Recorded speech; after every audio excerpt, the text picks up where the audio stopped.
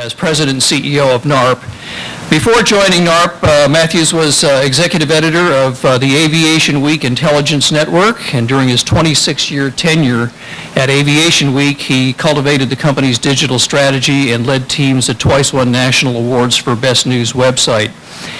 He served on the Amtrak Customer Advisory Committee for 6 years, including 2 years leading the ACAC as chairman. He's a lifelong train traveler with a deep-rooted vision for a robust national passenger train network within the U.S. And he'll be catching a train out this afternoon, too. At NARP, Mathews has been leading a very much invigorated advocacy and legislative effort, which has really notched several wins in 2015, including taking a very meaningful role alongside Senate staff in shaping the Senate's 2015 rail authorization and getting the rail bill included for the first time in 40 years in an overall surface transportation bill. Yeoman's job on that. Please welcome Jim Mathews.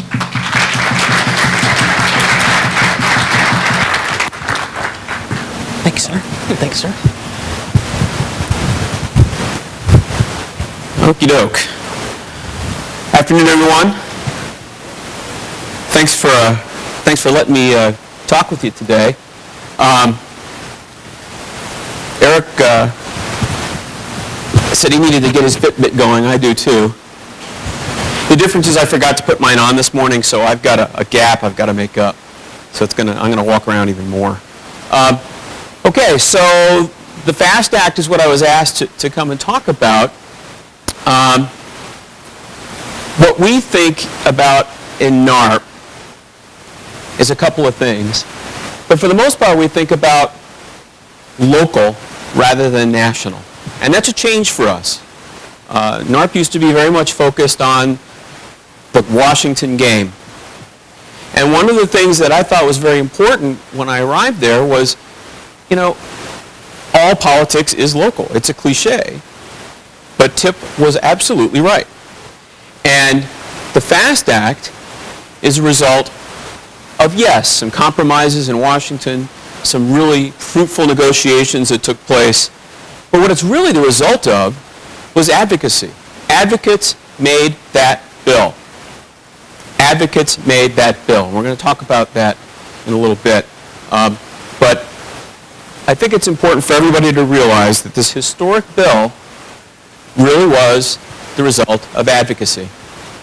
So, what is the FAST Act?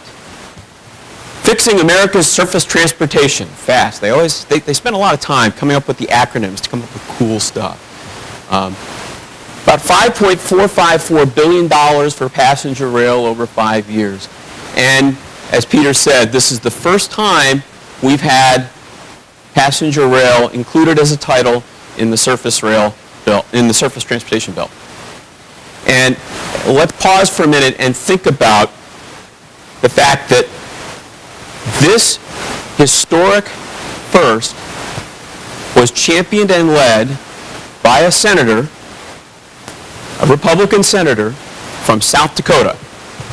And we have experts in this room, so just, doesn't have to be exact, just round numbers. How many Amtrak destinations are served in South Dakota? That would be 0. It's about as round a number as you can get. And the FAST Act has a lot of great tools in it. There's new tools in the toolbox. There's service studies, there's grant programs, and frankly, the fact that it's in this surface bill, and this is no small thing, one of the things that it does is it acknowledges rail's right to exist. It's not an also-ran. It's in the surface bill.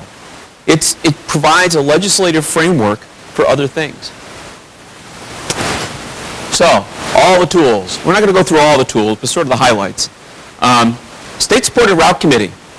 We heard Ed talking earlier about the travails over the Hoosier State. And of course, we also heard about the dissatisfaction with what's going on in the Heartland Flyer and a few other things. There are dissatisfied states out there. The state-supported route committee is really going to create a forum to permit transparency, collaboration, sharing best practices, and really helping the elected officials understand what they're getting for their money and what they could be getting and they're not. One of the big obstacles to this point was there was really no mechanism, and it was a very contentious relationship. This will put some tools out and some transparency in place. CRISI, call this CRISI, Consolidated Rail Infrastructure and Safety Improvement Program. It's about $1 billion, a little over $1 billion, over 5 years. It's an 80-20 federal-state cost share. 25% of that money is set aside for projects in rural areas. The Texas-Oklahoma corridor is the prototype of what Congress was thinking about when they came up with CRISI. It really is. That's the kind of project they had in mind. Now, trick is, $20 million a year, a lot of folks are going to be scrapping for that money, so the odds are fairly slim. But it's there and it's available. And the way it works is it allows, this is an 80-20 cost share, so you can go after some of that money for an initial go. Federal-State Partnership for State of Good Repair Program. In Washington, this is viewed as a big number, $997 million over 5 years. Anybody remember from dinner last night the figure for DART for opening that new service? It was pretty darn close to it was like 991, I think. And this is for the whole country. So kind of a pittance in the scheme of things, but it's still money set aside for state of good repair to boost capacity or provide for higher service levels. More tools. Restoration and enhancement grants. $100 million over 5 years, $20 million a year. This is federal operating assistance. This is the kind of thing that you could also use for the Texas-Oklahoma corridor. You could use it for the Gulf Coast, restoring the Gulf Coast service. The objective here is to support service that was either terminated or deteriorated. Not a lot of money, but it's money that's not there now. It's 3 years of assistance to kind of give you that glide slope to allow you to move forward. The subsidy can be up to 80% the first year, and then it drops down to 60% in the second year and 40% in the third year. So we do think that from our reading of the bill, the Texas-Oklahoma Rail Corridor would be eligible. It fits the criteria for that assistance. Now this one's cool. Local products and promotional. We've been begging for this as customers for years. For years. It's a pilot program. This has been legislated now for states with a state-sponsored Amtrak route to encourage sale of local food, promotions of local vendors in the stations, local beverages on board, and promotional events on trains or stations. And there's money set aside to do that. So, Texas barbecue, anybody? Really? Do you really want to have food from Maine on your train here? Of course not. I mean, that's really one of the unique things that trains have the ability to do. You could have locally sourced foods. You could have local craft brews. People love that. It's not that hard. Shared use study. This is very important. The bill requires that the DOT engage with stakeholders to complete a study looking at the shared use of freight and passenger right away and how best to support the improvements to make those folks get along. Whether it's legislative, whether it's operational, whether it's infrastructure, some combination, but they are looking for some kind of answer. NARP has been invited to participate in that study, and we will be one of the participants we will be a stakeholder participant in this. This is another one. The 8 southernmost states along the I-10 corridor, 1 out of every 3 Americans lives on that corridor. And ever since Katrina, you had this huge hole blown in that network, everything east of New Orleans. The tracks came back fairly quickly, but Amtrak just didn't want to run the service. They felt that it was going to be a money loser. They felt that it was easier to just suspend it, leave it off by itself. And this is a classic example of advocacy. I spent last year, and Peter knows this, I did 8 trips to the Gulf Coast last year. Mississippi, Alabama, Georgia, Louisiana, Florida. I met with mayors. I met in the district offices of the congressmen and the senators. Met with chairmen of Republican parties, a few Democratic parties, but for the most part, they were Republican Party chairmen, MPOs, and every single one of them wanted that train back. To a person. I never encountered any of the resistance that I thought I was going to encounter. Every single one of them stopped me and said, help us get our train back. And that is why we wound up with the Senate rail authorization that we did, which eventually found its way into the Surface Transportation Bill. That's why Senator Wicker sponsored that bill, because his mayors and his MPOs and his party chairman were all telling him, we need this. And why do you think they told him that? Because they really like trains? Because they really like dining cars with China service? No. It was because of the economic development, because of the 3-to-1 return for that investment, for the ability to generate transit-oriented development all along the lines, the ability to bring people to the casinos in the Gulf Coast. Everywhere you put this investment in, you get returns.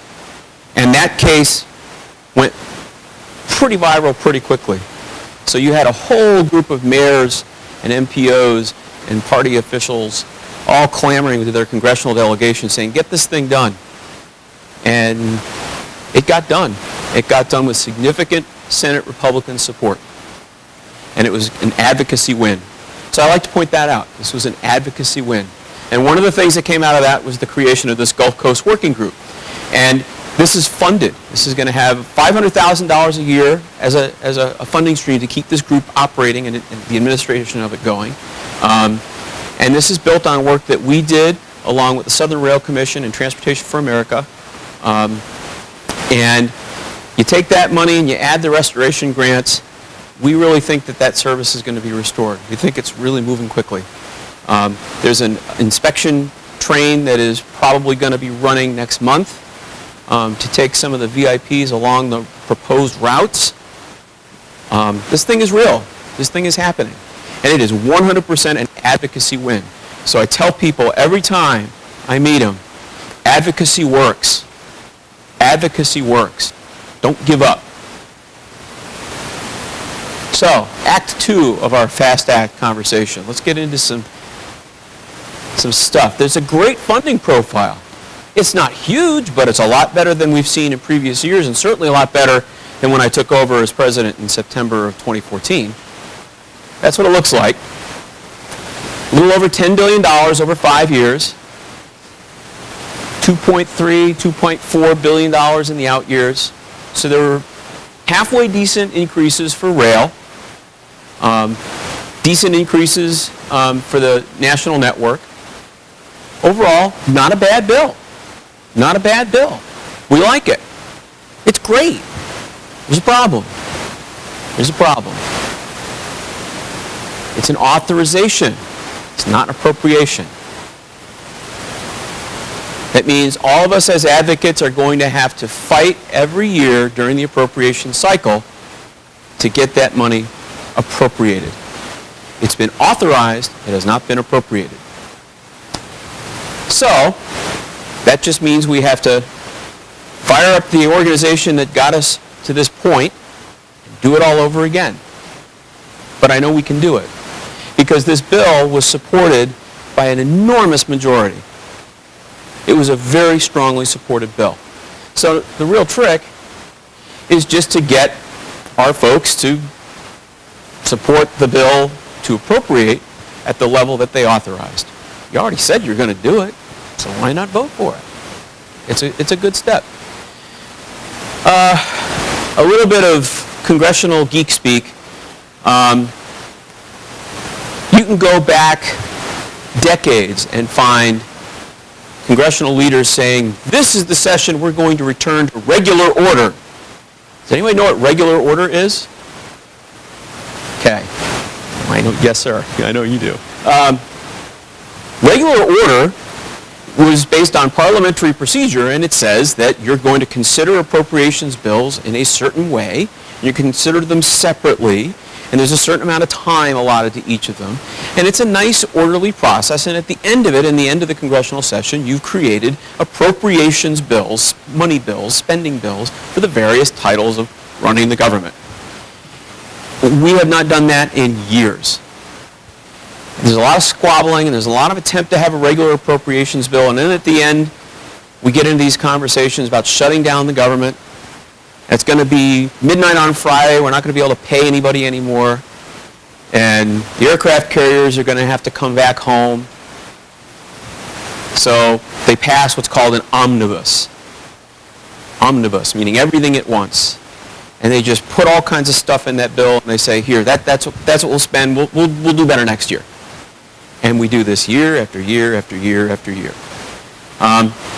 They came in with high hopes this last session, saying we're going to return to regular order. The election put us in charge, and we're going to get this right.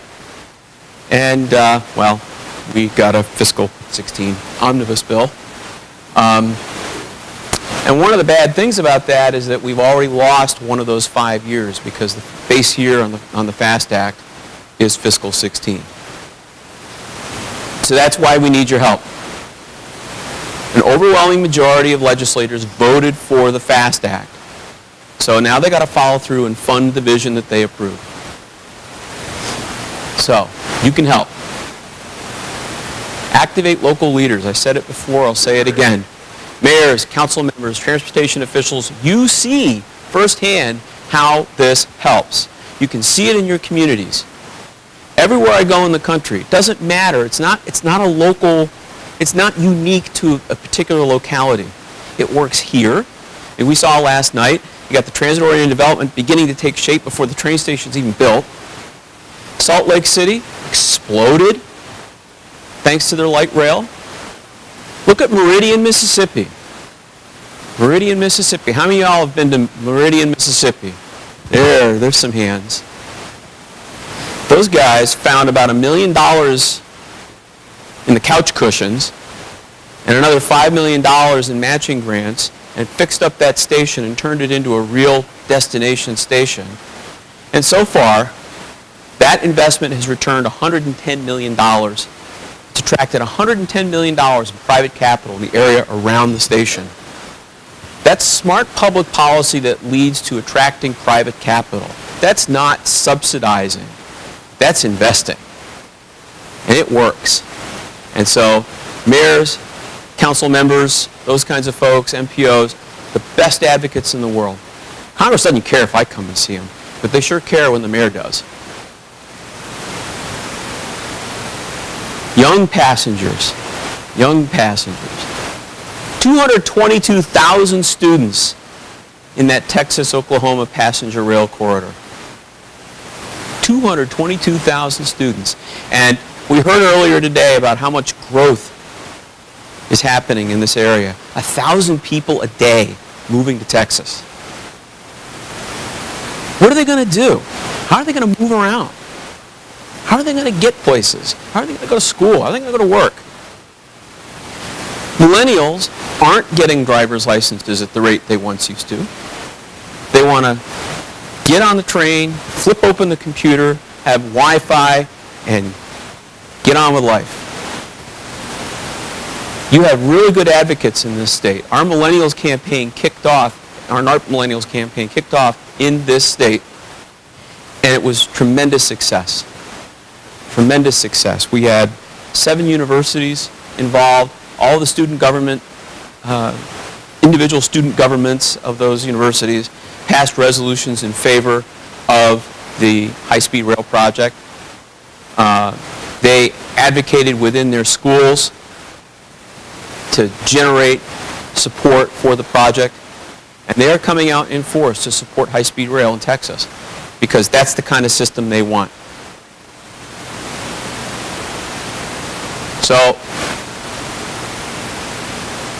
we're asking for everybody to help join with us to help us work for what we call Connected America.